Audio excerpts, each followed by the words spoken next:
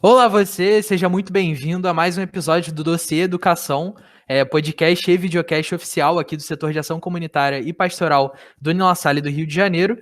E no episódio de hoje a gente vai fazer uma dinâmica um pouco diferente, vai ser um episódio aí um tanto quanto inédito, porque no dia de hoje a gente vai conversar um pouco sobre o SISU, conversar um pouco sobre vestibular, como é que está sendo esse processo nesse ano tão complexo, tão doido que a gente está vivendo, e por isso a gente trouxe uma pessoa que está participando desse processo seletivo, é uma pessoa que participou dos vestibulares recentemente. Então, hoje eu e a Lívia, a gente está aqui para conversar com a Thaís sobre como funcionou essa dinâmica do SISU durante a pandemia, o que mudou, e também trazer um pouco mais de informação sobre esse processo que é tão importante para quem está em idade de vestibular, né? Todo mundo que participou do Enem vai acabar passando pelo SISU de alguma maneira ou outra.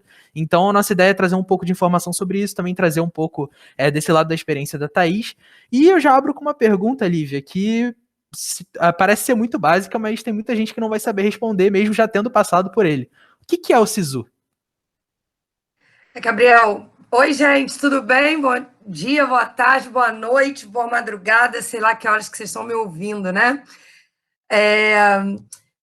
Completando um pouco o que o Gabriel aborda, né? Por que escolher falar de SISU neste momento? Porque estamos num ano atípico para os vestibulandos desse país, né? Como se o vestibular em si já não fosse um ano suficientemente difícil. A galera que está nesse processo esse ano está tendo que lidar com isso e todo o cenário de pandemia, que alterou desde datas das provas até a maneira como o sistema unificado, que é o SISU, né, onde a maior parte das universidades disponibilizam as suas vagas, esse sistema de seleção unificada coloca todas as notas em comparação para qualquer universidade pública federal do país, né? Inclusive dos institutos federais e do Cefet. Então é interessante a gente pensar se isso é ou não uma vantagem, né? Porque ao mesmo tempo em que você tem a possibilidade de ir para qualquer lugar desse enorme país, você também passa a disputar com todas as pessoas desse país ao mesmo tempo. Depois eu até quero ouvir um pouco a opinião da Thaís sobre isso, porque eu lembro que quando eu fiz vestibular, jamais contarei quando foi isso, porque eu já sou velho bastante para vocês me chamarem de tia velha. Pensa se vocês souberem a verdade dos fatos. Uma das coisas que angustiava a gente era não ter um sistema unificado. A gente pensava, caramba, mas talvez com a minha nota eu passasse para Minas Gerais, né? Talvez com a minha nota eu passasse para a Federal do Espírito Santo.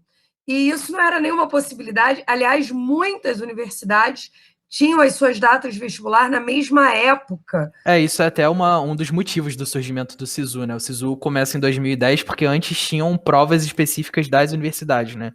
Então, cada universidade decidia qual era a sua banca, quais eram as matérias que iam ser cobradas nos seus vestibulares, enfim. Então, o SISU ele surge também nessa tentativa de democratizar o acesso às universidades, nesse sentido de que todo mundo vai ser submetido ao mesmo exame, óbvio que não nas mesmas condições, né?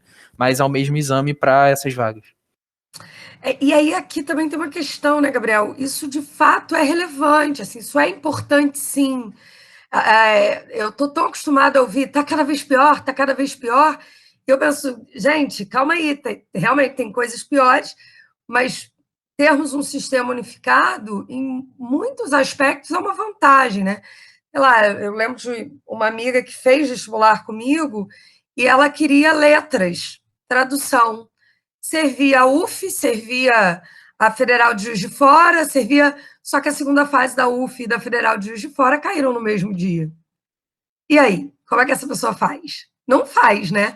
Ela, antes mesmo da prova, é obrigada a escolher onde é que vai estar o melhor alvo para ela.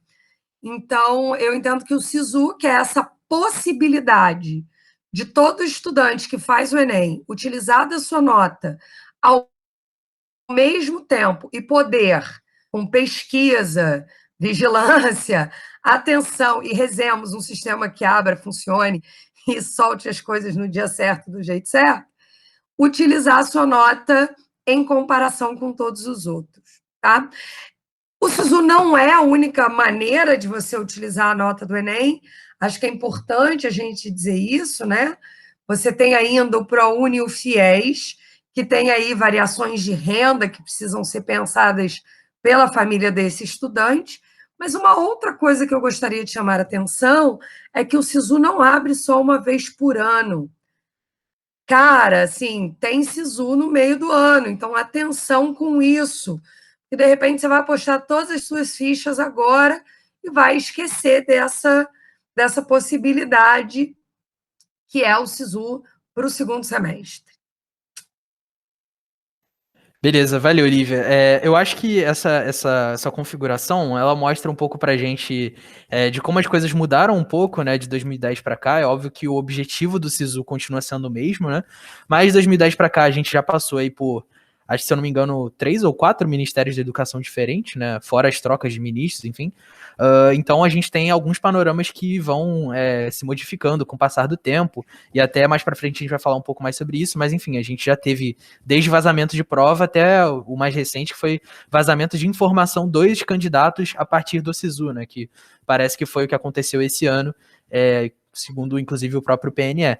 Então, essa configuração do SISU, ela tem, como a própria Lívia falou, seus prós e contras, mas sempre nesse intuito de democratização do acesso, enfim. Mas eu queria ouvir da Thaís, então, como é que foi o processo do SISU esse ano? Você teve problema para acessar a página? Porque eu lembro que quando eu fiz vestibular em 2018, eu tava no exterior e eu só consegui acessar o SISU no 5º dia de SISU, porque o site simplesmente não abria lá fora. E eu tava até com internet melhor do que no Brasil, mas não abria de jeito nenhum. E até foi um dos motivos para postergarem o prazo nesse ano que eu fiz o vestibular, porque muitos candidatos não conseguiram abrir a página, né? Como é que foi esse ano? A movimentação foi maior? Como é que foi?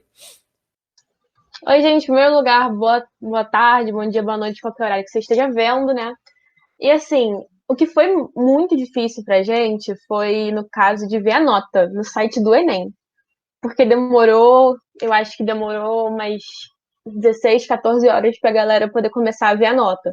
Pra vocês terem noção, a única pessoa que eu conheço que viu a nota no dia que eles falaram que ia sair foi uma pessoa que estava atualizando o site desde 4h30, falando que o resultado ia sair às 6. Aí conseguiu sair do site, beleza, mas o resto das pessoas, como eu, só conseguiu ver, assim, no outro dia de tarde. Foi nesse naipe. E, cara, eu vi muitos estudantes reclamando que na madrugada, quando deu meia-noite, o site caiu do SISU. Mas eu, como já esperava do site cair de novo, como aconteceu no Enem, eu nem ousei tentar entrar. Eu entrei às 7 da manhã. Porque todo mundo que já tinha feito SISU falava pra mim assim, cara, não vale a pena entrar muito cedo, não vale a pena entrar meia-noite porque o site cai, o site trava muito. Só que por incrível que pareça, esse ano, dando meia-noite e meia, quando eles botavam parcial de novo, não caía, eu consegui entrar de uma forma muito tranquila, não sei como nem porquê, né? Mas pelo que eu vi, né, eles trocaram o técnico de TI esses dias do INEP, então talvez tenha sido isso, né? Mas mesmo assim, o que foi muito bizarro mesmo foi esse vazamento de informações, que eu fiquei, gente, que isso? Como que o governo vaza minhas informações assim para qualquer pessoa, troca meu CPF com o de outra pessoa sem mais nem menos? Isso que eu fiquei muito assustada, mas Isso é o mais perigoso até, né? Porque os seus dados que foram vazados, né, os dados das pessoas que foram vazados dos candidatos, são os dados necessários para inscrever esse candidato para uma vaga pelo SISU.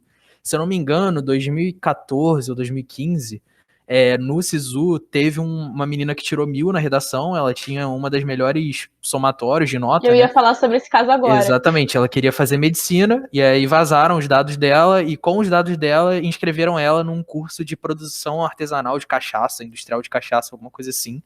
E aí acabou que a menina conseguiu resolver depois, né? Mas enfim, ela ia perder a vaga por conta de vazamento de dados, né? Então, vazamento de dados é uma coisa mega em voga hoje em dia, né? Quase toda semana a gente tem um grande vazamento de dados e pelo próprio Portal Nacional da Educação, eles estão falando que o que aconteceu é que as pessoas abriam a página do SISU e aí aparecia a página de outro candidato com as notas, com todas as Tem informações. até vídeo das pessoas mostrando isso, foi bem Pois bizarro. é. E aí com tudo trocado, né? Como se a pessoa fosse outra.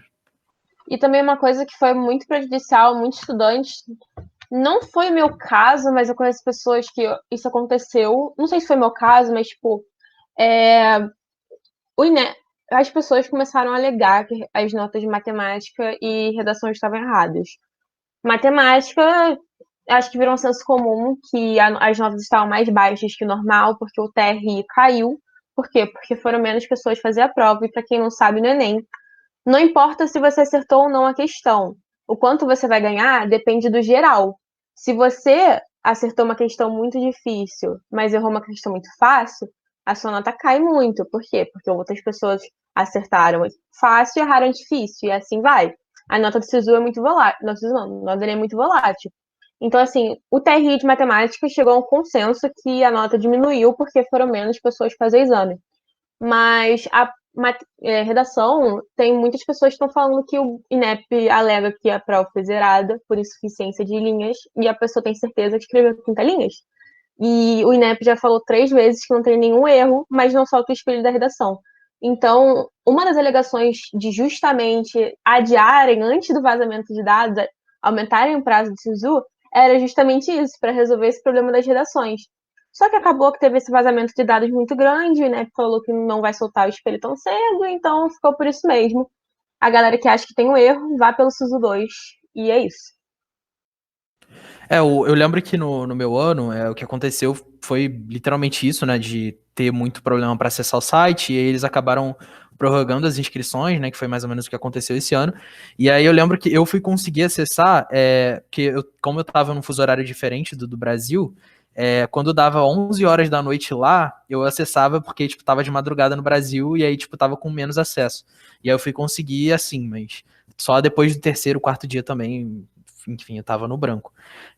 Mas aí eu queria saber de você, então, como é que foi para você esse processo de inscrição, no sentido de estratégia, né? Porque a gente entende que as inscrições no SISU, né, quando você vai escolher ali sua primeira, segunda opção, às vezes você segue uma linha, né, uma estratégia, talvez pensar de acordo com a sua nota, qual nota de corte vai estar mais perto do que você consegue alcançar, ou então pensar ainda, tô indeciso, então colocar a primeira e segunda opção, talvez mesmo curso, só que em instituições diferentes, enfim. Como é que foi a tua estratégia? Que curso você pretende fazer por essa inscrição do SISU, enfim? Então, o que rolou no meu caso foi que esse ano, diferente dos outros anos, você só sabe a nota de corte na meia-noite. E você só sabe sua colocação na meia-noite. Então, no primeiro dia, eu botei para Direito e Relações Internacionais, na FRJ. E aí, quando saiu a parcial, eu tava muito longe da nota de corte, muito longe mesmo. E eu também me toquei que Relações Internacionais na UFRJ era à noite. Eu não ia para Botafogo e voltar para Niterói à noite, não ia ter cabimento. Aí, então, minha nota tava muito longe, então eu decidi trocar. Nisso que eu decidi trocar, eu botei para Direito e Relações Internacionais na UF. E aí eu não tava tão longe assim, tava até relativamente tranquilo, dava para uma lista de espera, rolava eu entrar e tal. Só que nisso eu tava um pouco triste, porque eu queria passar na primeira chamada, e eu comecei a procurar outros cursos, porque é uma coisa que a galera não faz, e eu também não fiz, isso foi um erro meu, é que as pessoas não pesquisam todas as opções de curso que tem. E como o SISU é algo que vocês falaram que é algo do Brasil inteiro, você pode ver nota de todos os lugares do Brasil. Então, assim, às vezes não tem um curso que você quer onde você mora, mas em outro estado tem, é um curso que é a sua cara. Por exemplo, uma coisa, não tem moda em nenhuma faculdade pública aqui, mas tem em Minas Gerais. Entendeu? É esse tipo de coisa, por exemplo. Então, eu não tinha pesquisado, né? Minha cabeça era muito fechada, ou era direito ou era relações internacionais, porque eu quero fazer a prova de Itamaraty para ser diplomata. Então, ou era uma ou era outra, minha cabeça não permitia eu sair desse cubículo. Então, eu cheguei ao ponto que nossa, bem triste, porque eu queria entrar na primeira chamada. Eu comecei a pesquisar todos os cursos do Rio de Janeiro, né? Eu fui em todas as faculdades, joguei minha nota em todas. Também é o auge da pessoa desocupada, né? Porque você tem que ter muita paciência para fazer isso. Então, eu achei um curso no Cefet que era a minha cara, tipo, é Línguas Estrangeiras Aplicadas de Negociações Internacionais. E é basicamente tudo que eu gosto, que é línguas estrangeiras. E aí pega administração, comércio exterior, relações internacionais, turismo. Dá para trabalhar com tradução, dá para trabalhar nas áreas de administração, relações internacionais. Então, assim, é um curso bem amplo. E aí eu me toquei que o mercado que atualmente é um profissional que tem um currículo bem amplo. Então, com o passar dos dias, eu fui me convencendo, fui conversando com as pessoas que cursam esse curso, né? Nossa, tipo. Mas aí eu conversei com várias pessoas e eu fui ao longo do tempo, já que esse prazo foi estendido, a gente teve uma extensão de 5 dias. Então era bastante coisa. Fechou ontem. Então, nisso, eu comecei a maturar a ideia na minha cabeça e cheguei à conclusão que, assim, vai isso mesmo, é o que eu quero, decidi. Então, assim, eu decidi o que eu queria fazer para minha vida para os próximos 4 anos, para ter uma formação, em uma semana, entendeu? Por quê? Porque eu não tinha conhecimento de outros cursos. Aí acabou que, no fim das contas, eu botei só esse curso como primeira opção e tá lá, amanhã seu resultado. Então, assim, nossa, estratégia maior do que você procurar um curso que tenha nota de corte próxima do seu é conhecer vários cursos. Porque isso de você estar embaixo da nota de corte não quer dizer que você não vai passar, porque a lista de espera roda muito. Foi o que várias pessoas vieram me falar, cara, se você tentar ficar na lista de espera, você entra nesse período. Eu fiquei, não quero entrar na lista de espera. Entendeu? Então, tem muito preconceito com a lista de espera. Eu teria entrado na lista de espera se não tivesse tirado esse curso, óbvio. O que importa é estar dentro da faculdade. Não importa se você entra em primeiro ou no último da terceira lista de espera. Isso não importa. Eu acho que isso é uma coisa mega importante que não é tão comentada assim em sala de aula no ensino médio. Eu vou até pedir depois para a Lívia dar um testemunho dela, porque ela é professora bem mais tempo do que eu, né? Eu tô embarcando nessa agora. De que essa questão de, passei em primeiro, passei em sétimo, passei em 30º, isso literalmente fica só no momento do resultado. 25 segundos depois que acabou o resultado, todo mundo tá no mesmo saco. Assim, eu tenho um exemplo bem claro, que eu comecei a faculdade, né? E aí, na segunda semana de aula, apareceu uma menina do nada, e aí perguntando, vocês conseguem me passar o que aconteceu nas últimas 2 semanas e tal, porque eu só passei agora, eu tava na lista de espera, e aí eu entrei, só que as aulas já começaram. Eu falei, meu Deus, a lista de espera continua até as aulas já terem começado, e sim, a lista de espera roda muito. Então, ficar na lista de espera ou não faz diferença nenhuma. Hoje em dia, até ela é uma das minhas melhores amigas, eu lembro perfeitamente dessa cena, de, tipo, chegando e eu, caramba, a lista de espera tá acontecendo ainda, a gente já tá tendo aula 2 semanas.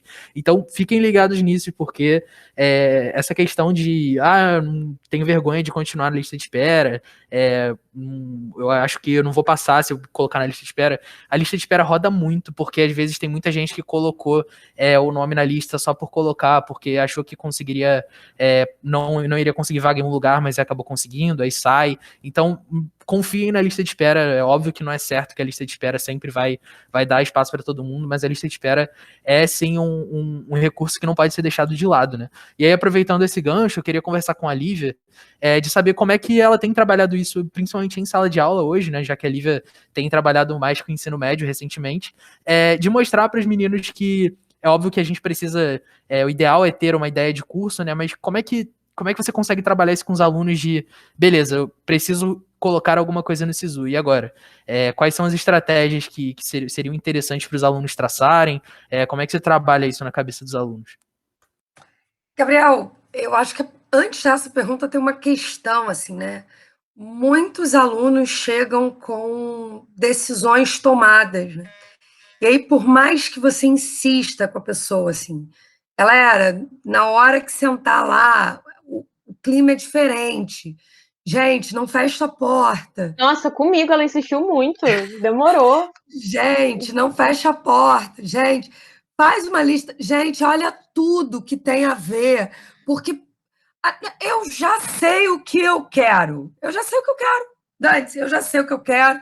Não adianta você falar isso. Então, acho que a primeira coisa é você tem um imaginário do que você quer. E tá tudo bem você ter esse imaginário. O que você não pode é colocar, e aí a fala da Thaís lá no início é muito importante, né? É colocar um monte de coisas tão relevantes em jogo, tua saúde mental, tua saúde física, por causa de um imaginário que sequer é real. Entende? Assim, e aí isso vale às vezes, e eu acho que tem algumas coisas que fazem muito sentido e outras que não, né? Eu quero medicina. Cara, não adianta tu ir fazer, sei lá, bioquímica, não é igual, tá? Não dá, não serve. O que você quer é tratar de pessoas. Então, não adianta tu ir fazer uma outra coisa. Ah, eu quero alguma coisa na área de biologia. Então, vai pesquisar tudo. Tudo. Eu estou com uma aluna esse ano que vai tentar engenharia médica, que é construção e produção de aparelhagem para a medicina, que é um curso que a maior parte de vocês nem sabe que existe. Tem também física médica, que é quase a mesma coisa. Então, física médica tem uma relação, mas a engenharia médica é a preparação do maquinário em si, né? Que está muito ligado a uma engenharia mecânica e uma engenharia Eletroeletrônica, né? não é exatamente mecatrônica, e uma engenharia mecatrônica, e só que ela tem uma outra base em biologia, que é para complementar essa formação. Então, assim, Gabriel, o que eu penso é que não é falta só dos professores falarem, apesar de eu entender que em muitos lugares isso sequer é tocado, assim, né? Assim, as pessoas sequer falam disso. E aí eu vou também fazer um contra-testemunho, né? A gente acha que o SISU é claro para vocês. Eu tinha certeza que estava tudo claro. Aí um aluno meu no terceiro ano disse assim, professora, você pode dar uma aula de SISU? Porque eu não sei nem por onde começar. Eu não sei nem onde é que inscreve, que dados eu preciso. E aí eu fiquei olhando para o garoto pensando assim, meu Jesus, a gente está entregando essa pessoa no mundo. A gente está falhando miseravelmente, assim. Porque imagina o desespero desse menino, né? A gente pegou a mãozinha dele, levou ele até a sala do Enem, faz a prova. Ele fez a prova. Aí a gente disse, ó, boa sorte aí, hein, camarada? Agora felicidade. Então essa é uma questão, assim. Para quem não tem nada, acho que a lição maior é torne-se protagonista das informações da sua vida. Para de achar que um professor legal vai entrar em sala e te dizer que você deveria se inscrever naquela palestra. Quando você chegar na faculdade, ou você escuta o burburinho, ou você fica atento a tudo que passa no teu e-mail, ou você vai perder as melhores oportunidades. Porque ninguém vai lá bater na tua porta e te dizer assim, oi, gente, não esquece, hein? Quinta tarde tem palestra do professor fulano de tal. Ninguém vai fazer isso por você, querido. Se tu esquecer, o problema é teu, menos uma coisa para tu botar no currículo, sorte aí. E acabou. Então, acho que essa é a primeira coisa, né? Tornar-se proativo das tuas coisas, assim, parar de achar que elas vão cair no teu colo. Mas eu também entendo, Gabriel, que isso é uma verdade para o aluno classe A e B do núcleo urbano das grandes cidades do Brasil. Entendeu? Você pega um moleque de uma escola pública, se ele chegou até lá, ele está muito mais preparado do que o garoto que foi trazido pela mão. A segunda coisa é só a sua graduação. Não fantasia, é só a sua graduação.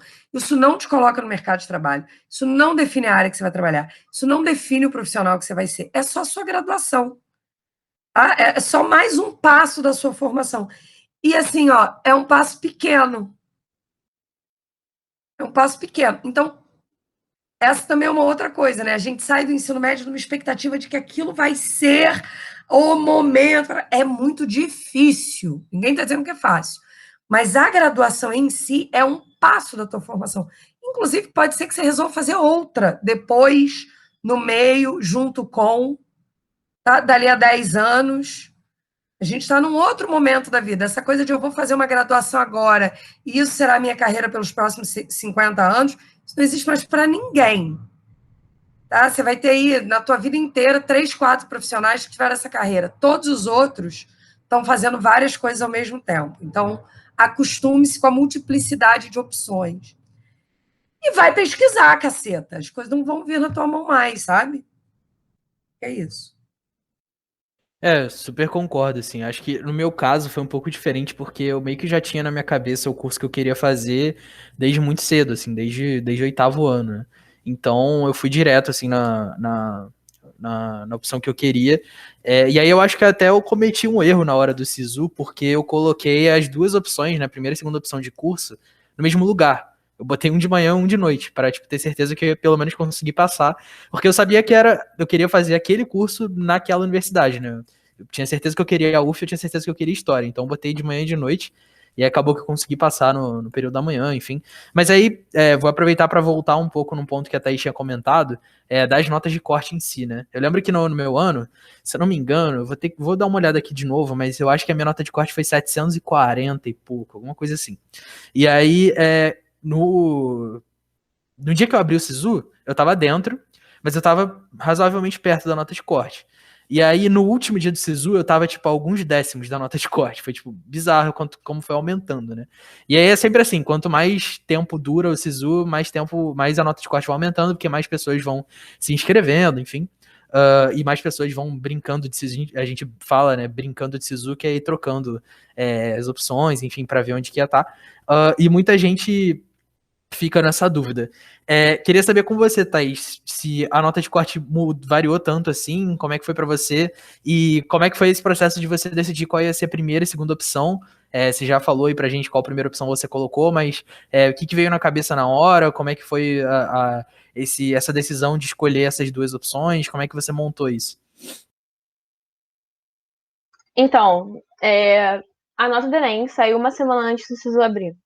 Então, quando a nota do Enem sai, eu acho que isso é uma coisa quase que unânime das pessoas, dos estudantes brasileiros. Você vê aquela nota, você fala, não importa se você foi bem ou mal, mas na sua cabeça você foi mal. Então, você começa a ficar desesperado e fala, meu Deus, o que eu vou fazer na minha vida? Era ponto de eu estar muito triste, meu pai tentando me consolar, falando, minha filha, tenta para outro curso, vai que você gosta. Eu, meu Deus, não vou passar porque eu quero. E aí, nisso, eu joguei minha nota num site que se chama Simulador do Sisu. E eu recomendo fortemente a todos os estudantes brasileiros fazerem isso. Se você recebeu sua nota do Enem, jogue nesse site, porque você vai ter uma mínima noção da onde você está na sua nota. Por que eu digo mínima noção? Porque, por exemplo, se fosse pela nota do ano passado, eu tava a pouca diferença de Relações Internacionais na UF. Eu tava, uma semana antes, eu tava me considerando dentro já de Relações Internacionais na UF. Eu tava, gente, já tô dessa faculdade, o que é 0,40 de diferença da nota de corte? Não é nada. Só que aí, né, uma coisa que as pessoas, acho que ninguém esperava. Eu esperava um pouco porque rolou isso com a FUVEST, mas eu não esperava tanto com o Enem, porque era uma prova nacional. Mas as notas de corte aumentaram muito. No primeiro momento, as pessoas falaram que as notas de corte aumentaram por conta de uma coisa chamada dupla classificação. O que seria dupla classificação? Em anos antes de 2020, você só ocupava realmente uma colocação na sua primeira opção. Na sua segunda opção, era uma colocação fantasma.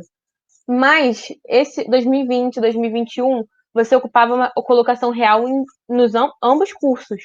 Então, assim, podia ter 40 pessoas na sua frente, mas você não sabia quantas pessoas realmente tinham na sua frente. Porque 39 podiam desistir, podiam entrar em outra opção. Então, assim, era algo muito incerto. Eu não vou falar assim, eu sei vários cursos que a dupla classificação alterou muito a nota de corte. Mas, assim, cursos que eu queria e cursos que meus amigos queriam, cara, pegou Relações Internacionais na UF e mudou 2 pontos. Então, assim, as notas de corte esse ano tiveram um aumento que ninguém esperava. Ninguém esperava.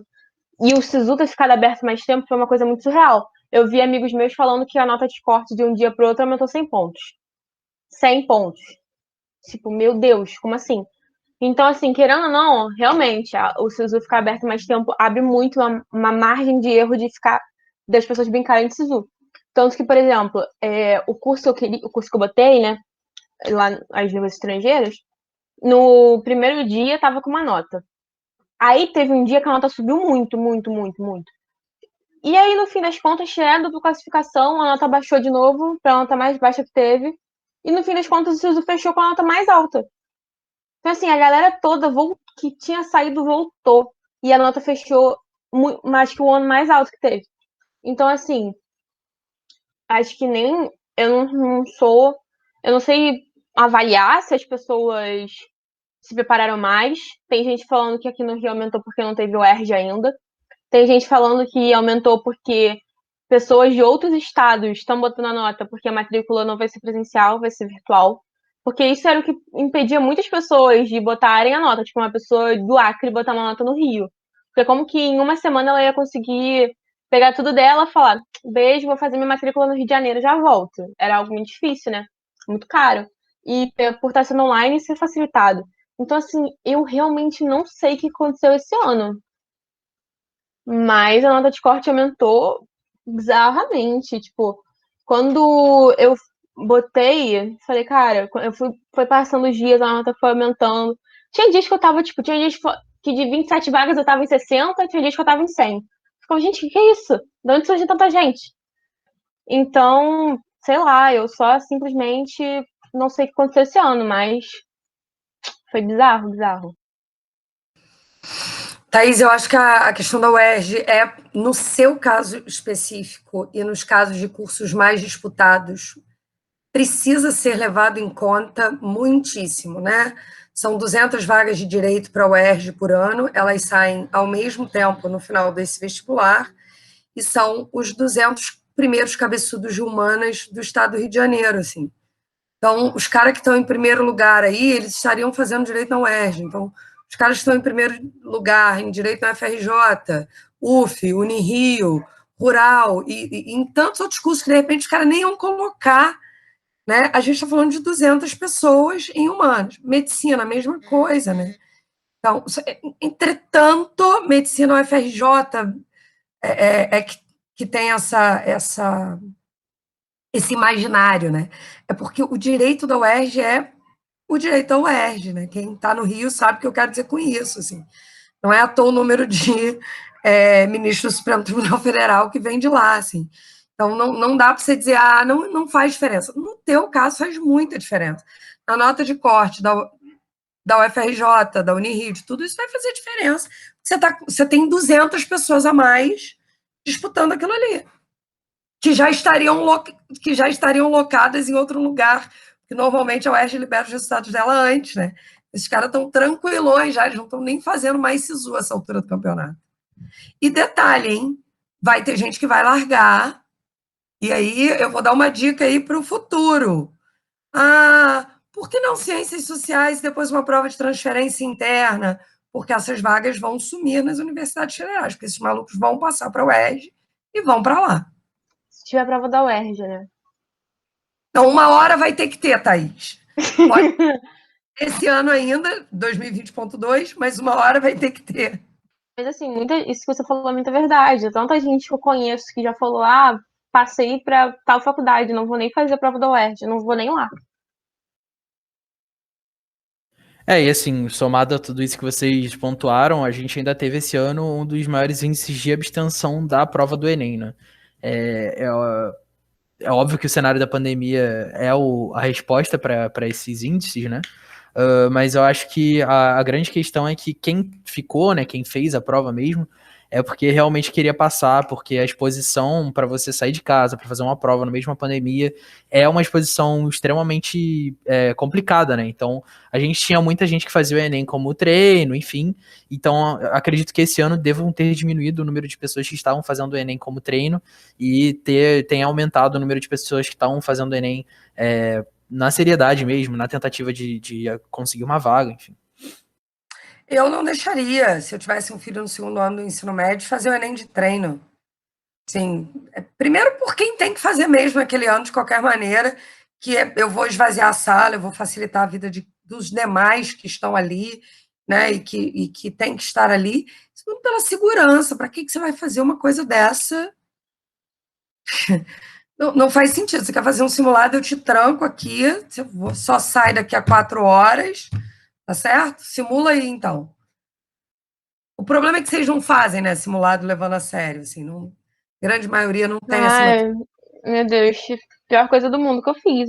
Porque, assim, uma coisa que as pessoas geralmente não sabem. Eu não estudei pra Enem, eu estudei pra FUVEST, que é a prova de São Paulo. Então, assim, eu só fiz simulado FUVEST. Então, eu fazia simulado de máscara e sem comer nada, só bebendo, porque a gente não pôde comer nada no dia da prova. Então, foi. Sei lá, eu acho que eu já tava tão acostumada com perrengue, eu falava, vou botar no calor, porque não vai ter ar-condicionado. Que aí eu já fiz a prova até tranquila, nada me abalava. Então, mas simular é isso, né, Thaís? Acho que a gente está falando de SISU, mas antes simular situações de prova, né? Tem todo um processo, assim. E aí a gente na escola faz todo um esforço para simular para vocês. e vocês, em sua maioria, não é teu caso, não conseguem entender a validade disso, né? É exatamente para você não ter um piripaque na hora, né? É isso. Bem, a gente já está caminhando aí para quase uma hora, né? Desde a hora que a gente começou a conversar aqui. Para a gente começar o nosso encerramento, então, queria que a gente tentasse estabelecer aí um panorama, então, do que foram os prós e contras dessa situação toda, de tudo que aconteceu com o Sisu. Aí da minha parte eu já digo que eu acho que um dos grandes prós é isso de que o SISU ele continua servindo à democratização do acesso às universidades. É óbvio que esse acesso ele é esvaziado se a gente não tiver políticas de afirmação, principalmente. Acho que vale sempre lembrar a importância dessas políticas de afirmação. Diante do contexto de composição histórica da nossa classe, de estudante, né, no sentido geral. E eu acredito que o SISU facilite um pouco essa dinâmica. Os programas de afirmação têm essa relação direta com o próprio SISU e com o sistema unificado. E eu acredito que o que falta agora é a gente ter esse investimento mais focado em fazer com que a plataforma funcione. Não só no sentido de funcionar para não ter travamento, enfim, mas também funcione no sentido de que a gente não pode vazar dado do estudante, a gente não pode abrir brecha para que esse tipo de coisa aconteça, né? E eu reforço bastante que a palavra é investimento, né? A gente tem enfrentado alguns cenários em que esse tipo de movimentação é identificado como gasto, né? Mas é investimento e a gente precisa desse tipo de investimento, né? Eu vou deixar a fala da Thaís por último, né, já que ela é a nossa convidada do dia, assim. Galera, se não deu tempo, se não deu agora, se não foi dessa vez, tem SISU segundo semestre. Se não deu tempo, se não deu agora, tem ProUni, tem FIES, não é para todo mundo, mas tem uma galera que se encaixa em alguns perfis. A grande maioria nem conhece os planos de financiamento estudantil, não são a melhor opção, ninguém está dizendo isso, mas pode ser que se encaixe no seu caso. Vai pesquisar um pouco sobre essas possibilidades, né? Eu ainda acho o nosso processo, eu ainda lamento todo o retrocesso que estamos fazendo quando a conversa é sobre democratização do ensino superior no país. A gente estava melhorando uma crise que piora em 1962 e que a gente até agora não resolveu. E quando a gente estava amenizando ela, colocando ela ali na década de 90, a gente volta para trás de novo, né? E aí, enfim, retrocede absurdamente. A gente precisa entender que ensino superior, na verdade, tem tudo a ver com autonomia nacional, né? Com crescimento, inclusive do ponto de vista econômico. Então, eu acho incômodo pensar exatamente o que o Gabriel falou, né? Isso não é gasto, né? Não se trata disso. Você não encara a educação dos seus filhos como um gasto. Você não encara isso, nem deveria encarar a educação da nação como um gasto. Bem, ainda pensando nos estudantes do ensino médio que escutarão ou estão escutando neste momento esse podcast, quero dar ênfase à fala da Thaís, e aí vou me dar o direito a uma perspectiva espiritualista, né? Pelo decorrer dos acontecimentos, a gente conhece a vontade de Deus, ou da força superior que move o universo, da energia geradora de todas as coisas, do caos, do destino, chama aí do que você quiser, mas pode ser que, olhando com um pouco mais de atenção, você acabe encontrando uma resposta que não foi aquela que você foi preparado a vida inteira para dar, mas que se encaixa muito bem no teu perfil e que vai te fazer feliz e que vai resolver a tua questão para os próximos anos da tua graduação e que vai te tornar, ou pelo menos te colocar no caminho da tua formação profissional. Gente, eu gostaria de agradecer o convite que vocês me fizeram para falar um pouquinho mais sobre esse tema. E o que eu espero muito para o futuro, igual o Gabriel falou, que a gente tenha mais ações afirmativas, porque eu fiquei observando o site, eu achei completamente absurdo que, por exemplo, para pessoa de escola pública tinha 4 vagas de SISU da cota. Eu fiquei, gente, como assim? Somente 4 vagas? Não é possível. Mas eu espero que no futuro isso aumente, eu espero que os investimentos aumentem. E, assim, se você tá nesse desespero, não importa o ano que seja, o ano que continuar existindo o SISU, que eu espero que continue existindo por um tempo, se você acha que não vai dar agora, procura sobre a lista de espera, sobre como ela roda, sobre as notas de corte das pessoas que entraram nos outros anos. Vale muito a pena olhar isso, porque estar na lista de espera não é um problema, não deveria ser. E, por favor, foque muito no SISU 2, porque a diferença de nota no SISU 2 é absurda, tipo, 30, 40 pontos. E sempre tem prova de transferência externa, prova de transferência interna. Então, assim, o SISU não é para ser o fim da sua jornada, é para ser o começo. E as pessoas não ficam levando isso, deveriam levar assim. Entendeu? É isso que eu queria falar. É isso, tem muita coisa para viver ainda depois disso e é um período muito, muito legal das nossas vidas, a gente descobre muita coisa e tem muita coisa para viver depois disso. Obrigado, Lívia, obrigado, Thaís, pela participação de vocês duas, a gente vai ficando por aqui. Se você assiste a gente pelo YouTube, não esquece de se inscrever e ativar o sininho das notificações para saber quando a gente postar um videocast novo.